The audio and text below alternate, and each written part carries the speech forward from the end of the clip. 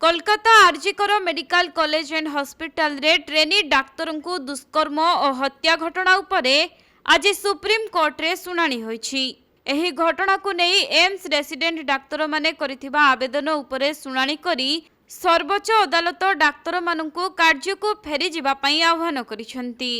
तेबे आईन ता बाटरे कार्य करुछि। डाक्तर माननकु सेमानंको कार्य जारी रखिबा उचित बोली सर्वोच्च अदालत कहिसंती।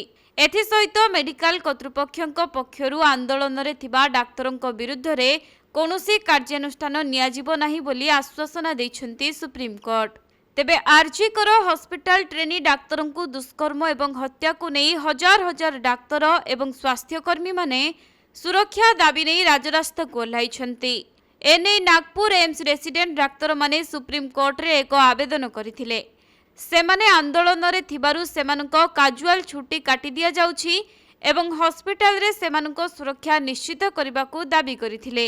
आज सर्वोच्च अदालतर प्रधान विचारपति मानंकु नेई गठित 3 जणिया खंडपीठ एही मामला उपरे सुनानी करिसंती।